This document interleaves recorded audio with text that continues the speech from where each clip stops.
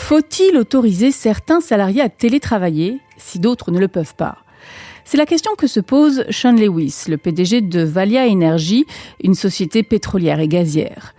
Depuis l'épidémie de Covid-19, les cadres s'étaient habitués au télétravail. Mais les cols bleus, comme les ouvriers foreurs obligés de travailler sur les plateformes et les gisements pétroliers, commençaient à voir cela d'un mauvais œil.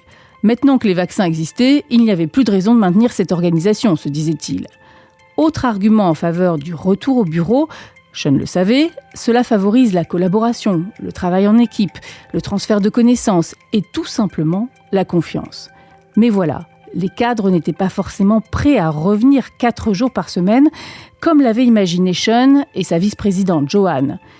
Y avait-il un risque que cette décision provoque des démissions ? C'est ce que Sean redoutait alors qu'il s'apprêtait à présenter cette nouvelle organisation aux salariés. Que faire ? Devait-il finalement reporter le retour des collaborateurs dans les locaux, quitte à proposer au manager d'imposer certains jours de présence, ou au contraire, écouter son équipe de direction qui le sommait de prendre des décisions plus radicales ? Choix cornélien, forcément. Cette étude de cas a été menée par Marc Bolino, professeur au Price College of Business de l'Université d'Oklahoma, et Corey Phelps, doyen du Price College of Business.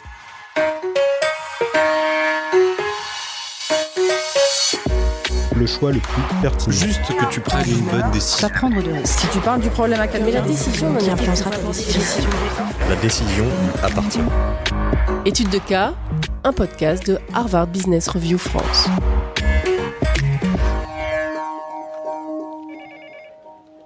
Sean Lewis, le PDG de Valia Energy, regardait fixement l'écran de son téléphone. Il priait pour voir apparaître les 3 points de suspension, indiquant que son interlocuteur était en train de lui répondre. « N'envoie pas notre mémo sur le retour au bureau », venait-il d'écrire à Joanne Flores, la vice-présidente chargée de la gestion des locaux. Joanne et lui avaient passé des semaines à planifier le retour des 3200 salariés travaillant au siège de la société pétrolière et gazière à Oklahoma City. Au début de la pandémie de Covid-19, ses collaborateurs, qui représentent environ 65% des effectifs de l'entreprise, avaient commencé à travailler à distance. Même si certains étaient revenus au bureau, au compte-gouttes et sur la base du volontariat, Sean, à la différence de ses concurrents, n'avait pas encore rendu le retour en entreprise obligatoire pour tous. Mais, avec les vaccins et les traitements, désormais largement disponibles, le moment semblait venu de réunir les collaborateurs du siège. Ils avaient été productifs pendant la pandémie, mais Sean craignait que la collaboration ne s'étiole, et avec elle, l'innovation. Il était également préoccupé par le mécontentement qui couvait chez les cols bleus de Valia, les ouvriers foreurs qui travaillaient sur les plateformes et les gisements pétroliers et qui avaient, eux, dû rester sur site. Beaucoup méprisaient les costards-cravates du siège. La plupart avaient été vaccinés, mais certains pensaient que la gravité de l'épidémie avait été exagérée et ils ne comprenaient pas pourquoi les salariés du siège étaient restés en télétravail aussi longtemps. Ils commençaient à râler contre ce qu'ils percevaient comme un traitement à 2 vitesses. Ils passaient souvent plusieurs semaines d'affilée sur les plateformes ou les sites de forage, alors que leurs collègues jouissaient du luxe d'être chez eux, avec leur famille. Sean et Joanne ne s'attendaient certes pas à ce que l'organisation du travail retourne à une normalité antérieure à la pandémie, mais ils voulaient trouver un moyen de concilier flexibilité et collaboration sur site. Après quelques tâtonnements, ils s'étaient mis d'accord sur une solution hybride. Imposer le retour en entreprise à tous les collaborateurs, 4 jours par semaine, tout en leur laissant la possibilité de demander des dérogations. Tout au long du processus, Joanne avait fait preuve de bonne humeur et de patience, mais Sean se demandait comment elle allait réagir à sa volte-face de dernière minute. Il poussa un soupir de soulagement en découvrant sa réponse. « Bien sûr, Sean, le mémo devait être diffusé demain à 10h.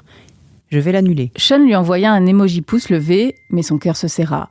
Il avait le sentiment d'être revenu à la case départ. Que s'est-il passé ? Demanda Joanne à Sean lorsqu'ils se retrouvèrent devant le food truck au parc. Jim m'a envoyé un email. Répondit Sean, faisant allusion à Jim Bank, le directeur des ressources humaines. Apparemment, quelqu'un a récemment posté un lien sur le wiki de l'entreprise vers un sondage. Que feriez-vous si l'entreprise imposait le retour au bureau ? Les gens avaient le choix entre 3 réponses. 1. Pas le temps de répondre à ce sondage, je suis en train de mettre mon CV à jour. 2. J'ai déjà un autre boulot qui m'attend une fois que les primes auront été versées. Et 3. Je pars surfer à Hawaï. Enfin, Sean, cela ne veut rien dire, c'est une blague, rien de plus. Peut-être, mais ça m'a fait réfléchir. Le marché du travail n'a jamais été aussi tendu et le télétravail séduit énormément de personnes. Et si elles préféraient démissionner plutôt que d'accepter le nouveau règlement ? Nous ne pouvons pas nous permettre de prendre ce risque. J'essaie de faire entrer Valia dans le 21e siècle en jouant la carte du numérique et de l'IA et en nous diversifiant au-delà des combustibles fossiles. Tout ça pourrait capoter si nous perdions nos meilleurs éléments et que nous ne parvenions pas à recruter. Nous avions envisagé d'autres options que le retour au siège. Lorsqu'elle et Sean avaient commencé à ébaucher un projet, ils avaient envisagé de demander à tous les collaborateurs d'être présents au siège 2 ou 3 jours par semaine. Mais l'entreprise avait réduit ses frais immobiliers dès le début de la pandémie, louant une aile de son bâtiment à une start-up de tests médicaux. Pour pouvoir accueillir les collaborateurs de Valia dans l'espace qui restait disponible, Johan avait proposé de créer un hot desk, un système à la carte permettant aux collaborateurs de réserver un bureau lorsqu'ils en avaient besoin. Cette idée avait immédiatement provoqué des levées de boucliers. De nombreuses personnes voulaient disposer d'un espace de travail permanent. Johan avait ensuite évoqué la possibilité d'attribuer aux collaborateurs des tables ou des bureaux dédiés, mais partagés, et de créer un outil en ligne permettant à chacun de savoir quel collègue serait sur site un jour donné. Mais certains collaborateurs étaient réticents à partager leur espace de travail. Plusieurs responsables de département avaient même dit à Sean qu'ils préféreraient renoncer au télétravail et venir tous les jours au siège plutôt que de renoncer à leur bureau personnel. Certaines personnes avaient également souligné que si tout le monde n'était pas présent les mêmes jours, Valia perdrait les avantages de la collaboration spontanée. Sean et Johan avaient donc une nouvelle fois changé leur fusil d'épaule. Ils avaient réussi à mettre un terme au contrat de location avec leurs locataires et prévoyaient de faire revenir tous les collaborateurs 4 jours par semaine. Tous deux étaient plutôt satisfaits de cette solution, jusqu'à ce que Sean découvre le sondage. Nous ne pourrons pas satisfaire tout le monde. Il est normal de s'inquiéter que certains collaborateurs nous quittent parce que nous les obligeons à revenir au bureau. Mais nous devons aussi nous demander si maintenir les gens en télétravail, notamment les nouvelles recrues et les jeunes, ce n'est pas les laisser dépérir. Sean était fier d'être à l'écoute de ses équipes, en particulier des plus jeunes. Pendant des années, les analystes n'avaient cessé d'alerter le secteur de l'énergie sur le grand changement d'équipage qui résulterait d'une vague imminente de départ à la retraite. Pour séduire de nouveaux profils de techniciens et d'ingénieurs, les compagnies pétrolières s'efforçaient de redorer l'image de leur industrie, réputée sale et vieux jeu. Chez Valia, Sean mettait en avant la transformation digitale de l'entreprise et ses efforts pour réduire les émissions de carbone et de méthane et éliminer le torchage, une technique accusée d'être une source majeure de pollution de l'air et de fuite de méthane sur les petits sites de forage. Depuis qu'il en avait pris les rênes, Valia communiquait également abondamment sur l'engagement de l'entreprise pour diversifier sa force de travail et soutenir des programmes d'inclusion et d'égalité au sein de la communauté locale. Je veux dire, que se passera-t-il au fil du temps si nous ne sommes jamais ensemble, physiquement ? La confiance, le travail d'équipe, le transfert de connaissances, le sentiment d'appartenance ? J'ai peur que nous perdions tout cela. Je ne dis pas jamais, je dis seulement pas tout de suite. Rien ne nous oblige à nous précipiter. Tous deux restèrent assis sans rien dire de longues minutes avant que Johan ne reprenne la parole. Par simple curiosité, quelle a été la première réponse au sondage ? Vive le surf ! Répondit Sean en souriant tristement. Plus tard, dans son bureau, Sean répondit à un appel de Dean Johnson, le président de la chambre de commerce locale. Dean, je pensais bien que tu allais m'appeler. Salut Sean, t'as l'air en forme. Ça me surprend puisque j'ai entendu dire que t'avais perdu la tête et décidé d'annuler le retour des collaborateurs dans vos locaux. Pas annuler, reporter. Écoute, en tant que porte-parole de la communauté économique locale, je suis extrêmement déçu, tu le sais très bien. Valia est l'un des plus gros employeurs de la région et tes salariés sont des clients essentiels pour des dizaines de petites entreprises. Je sais bien, Dean. La présence de Valia avait fait de cette métropole, jadis immobile, l'une des 25 plus grandes villes du pays. Je dois penser à la pérennité de ma force de travail. Tout le monde y perdra si tous mes salariés démissionnent et prennent leurs $10 000 pour aller s'installer à Tulsa. Il faisait allusion à une prime proposée par la ville voisine pour inciter les télétravailleurs à s'y installer. Je comprends parfaitement, mais à la mairie et à la chambre de commerce, nous doutons tous qu'Oklahoma City puisse tenir le choc si vos bureaux restent vides. Les deux hommes avaient lu récemment un article du Wall Street Journal qui indiquait que le télétravail mettait en péril la capacité d'emprunt de nombreuses villes en réduisant les recettes fiscales générées par les centres-villes. La ville a besoin que tu fasses revenir tes équipes. Le lendemain, Sean rassembla son équipe de direction pour une réunion virtuelle et indiqua à ses membres qu'il envisageait de prolonger la politique « travailler d'où vous voulez » encore moins pendant un trimestre. Il leur expliqua qu'il comprenait leur désir d'être fixés une fois pour toutes sur le plan de retour en entreprise, mais qu'il préférait attendre et avoir raison, plutôt que de se précipiter et avoir tort. Une avalanche d'icônes main levée apparut sur son écran. Nous sommes toujours en train de rembourser des emprunts sur notre immeuble. Et le maintenir en état de marche nous coûte aussi de l'argent. Indiqua Jake Brown, le directeur de la comptabilité. Il faudrait au moins essayer de le rentabiliser davantage. Nous devrions peut-être poursuivre la location à la société de tests médicaux ou louer une partie des locaux pour des événements ou des conférences. Ma priorité à l'heure actuelle, ce sont nos équipes. Mais s'il y a moyen de tirer quelques revenus des locaux vides sans y installer une autre entreprise et tout en gardant la main sur la date de retour au bureau, je suis preneur. Janet Siricus, qui dirigeait les équipes de back-office administratif, leur soumit une autre idée. Beaucoup de collaborateurs de mon équipe sont en télétravail depuis longtemps, mais nous nous réunissons une fois par trimestre pour des formations, nous retrouver et partager les meilleures pratiques. Pourquoi ne pas laisser aux managers la possibilité d'imposer certains jours de présence pour des projets qui requièrent de la collaboration ? Excellente démarche, ça pourrait être une bonne première étape. Ce fut ensuite au tour de Bill French, le directeur de la géoscience, de prendre la parole. Nous essayons de renforcer nos équipes et de recruter des jeunes. Cela exige de construire une nouvelle culture, mais comment y parvenir si plus personne ne se connaît ? C'est précisément pour cette raison que moi aussi, je suis partagé. Oui, il nous faut veiller à ce que quelque chose nous lie les uns aux autres, mais les nouvelles recrues ne veulent pas être obligées de venir au bureau. Le fait qu'on les dorlote ne passe pas très bien auprès de mes équipes. Intervint alors Ted Patterson, directeur du personnel des gisements et des plateformes. Ils ont du mal à accepter leurs conditions de travail, alors que les sédentaires peuvent travailler depuis chez eux. S'il vous plaît, n'oubliez pas que c'est temporaire. À court terme, nous pouvons peut-être tirer un peu sur le budget pour utiliser davantage de sous-traitants. Ça permettrait d'aménager le temps de travail pour que les choses semblent plus équitables. Certes, mais nous ne pouvons pas rester éternellement dans le flou. Nous ne sommes peut-être pas certains de la conduite à tenir, mais à un moment donné, il faut prendre les décisions difficiles. Sentant la tension monter, Sean décida de mettre un terme à la réunion. Johan et moi allons nous mettre au travail et décider du plan prochainement. Au moment où il se déconnectait, Sean remarqua que Johan lui avait envoyé un SMS avec un emoji au visage inquiet. « À qui le dis-tu » lui répondit-il.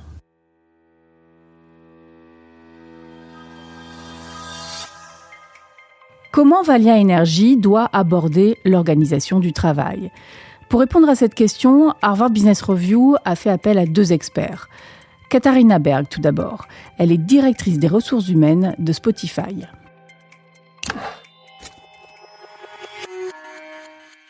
Valia doit passer à un modèle de travail distribué permettant aux collaborateurs de travailler où ils le souhaitent. Pourquoi ? Parce que le travail est quelque chose que l'on fait, pas un endroit où l'on va, et que la plupart des dirigeants, y compris Sean, pilotent déjà des forces de travail dispersées. Au fur et à mesure qu'elles grandissent, les entreprises s'étendent sur plusieurs pièces, puis plusieurs étages, puis plusieurs fuseaux horaires, pays et cultures.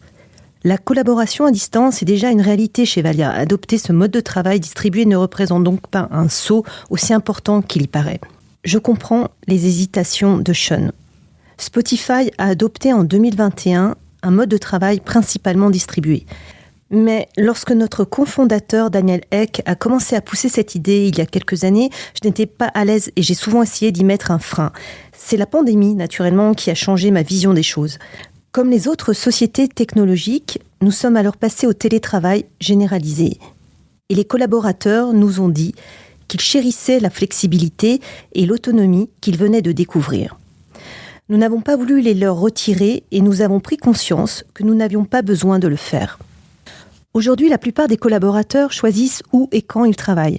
Nous leur demandons simplement de déclarer si leur préférence va à un mix bureau dans lequel ils travaillent principalement au bureau ou à un mix domicile dans lequel nos locaux sont à leur disposition mais ne sont pas leur lieu de travail principal. La décision de Sean est plus compliquée, étant donné qu'une partie des salariés de l'entreprise n'ont pas la possibilité de télétravailler. Mais je pense que les membres des équipes qui travaillent sur les plateformes et les sites de forage se montreront compréhensifs, à condition que Sean affirme clairement qu'ils sont aussi précieux pour l'entreprise que leurs collègues du siège. Faire preuve de transparence et expliquer les raisons qui motivent une décision est essentiel pour entretenir la motivation des collaborateurs. Le dispositif du travail flexible est relativement nouveau et n'a pas encore fait l'objet de travaux de recherche approfondis. Chez Spotify, cependant, nous avons pu observer que ce parti pris nous a rendus plus attractifs. notamment auprès des jeunes et de certains profils que nous aurions peut-être eu du mal à intéresser auparavant. Nous n'avons pas constaté et n'anticipons pas de baisse de la productivité, de la motivation ou de la rétention. Même pendant la grande démission, il y a eu chez nous très peu de départs volontaires. Si Sean veut transformer sa force de travail, autoriser le travail à distance est l'un des moyens d'y parvenir. Avant notre transition, je craignais, comme Sean et Joanne, que les collaborateurs les moins expérimentés soient privés d'un mentorat essentiel, que l'innovation s'essouffle et que les collaborateurs dont le poste requiert une présence in situ se sentent lésés. Mais nous avons découvert que le modèle de travail en mode distribué a cette qualité merveilleuse de s'auto-organiser. La plupart de nos salariés choisissent le mix bureau plutôt que le mix domicile. Pour profiter pleinement de la collaboration entre collègues, ils ne voulaient simplement pas être obligés de venir tout le temps. Nous ne pratiquons pas la réservation à la carte des bureaux, mais il n'y a pas non plus de bureaux attitrés. Nous fonctionnons par quartier fondé sur la fonction et le poste, de façon que les collaborateurs sachent où se trouvent les collègues avec lesquels ils ont besoin de collaborer. Bien que nous considérions que notre transition est un succès, nous recueillons régulièrement le feedback des collaborateurs et nous nous sommes associés à des chercheurs de l'Université de Stockholm pour en mesurer les résultats à long terme. Sean aurait tout intérêt à faire de même chez Valia, en étant particulièrement attentif aux ressentis des cols bleus. L'être humain est une créature d'habitude. La pandémie a constitué une rupture qui nous a fourni une opportunité rare de faire les choses autrement. Sean, qui semble-t-il a continué à venir au bureau, a du mal à accepter la nouvelle réalité du travail. Mais je peux lui assurer que ces travailleurs intellectuels qui se sont habitués à davantage de liberté ne retourneront jamais complètement aux usages antérieurs. Plutôt il l'acceptera, ainsi que son équipe, mieux ce sera.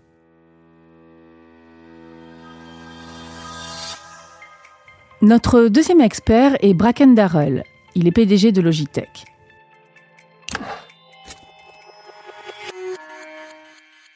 Sean a bien fait d'écouter son intuition et de suspendre le déploiement du plan de retour au bureau.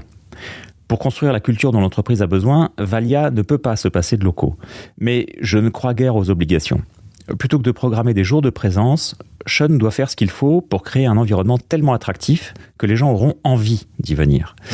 Il doit ensuite laisser les équipes décider elles-mêmes du bon mix de télétravail et de présence en entreprise. Pour rendre leur environnement de travail attractif, les entreprises doivent fournir aux collaborateurs les meilleurs outils possibles, qu'il s'agisse de casques de chantier ou de webcam, et un espace à la fois fonctionnel et confortable, répondant aux divers besoins de la vie au bureau. Des salles adaptées aux conversations et au travail en petits groupes, avec des sièges confortables, un bon éclairage et des tableaux blancs facilement accessibles, mais aussi des salles de conférence pour accueillir des réunions avec des collègues, des partenaires et des clients, sur place ou grâce à des dispositifs technologiques garantissant que les personnes à distance se sentent impliquées et concernées. En outre, les locaux doivent comporter de petits espaces fermés pour que les collaborateurs puissent passer des coups de téléphone privés en toute tranquillité ou accomplir des tâches exigeant de la concentration. Certains de ces espaces pourraient être dédiés aux quelques collaborateurs qui choisissent de venir au bureau tous les jours, les autres pouvant être réservés à la journée ou à l'heure via une application. Ça peut être tentant de rechercher des solutions qui conviennent à tout le monde, mais Sean doit avancer avec prudence. Il ne peut pas supprimer la flexibilité à laquelle les salariés du siège et les nouveaux talents qu'il veut recruter se sont habitués. Et c'est une évidence, une organisation qui se positionne comme une compagnie d'énergie du XXIe siècle ne peut exiger de ses collaborateurs qu'ils utilisent tous les jours un véhicule émetteur de CO2 pour venir travailler. L'équilibre et la flexibilité sont cruciaux, tout comme une bonne communication. Sean doit insister auprès de l'ensemble du personnel sur le fait que le travail du personnel des plateformes est toujours vital, car il génère le capital dont Valia a besoin pour bâtir un nouvel avenir. Il doit expliquer pourquoi le siège d'Oklahoma City demeurera un lieu de rassemblement important et un des poumons économiques d'une ville florissante. Et il doit réaffirmer que la réussite de l'entreprise dépend d'un esprit de collaboration et des contributions de chacun. Retrouvez un nouveau podcast, Études de cas, le mois prochain sur hbrfrance.fr.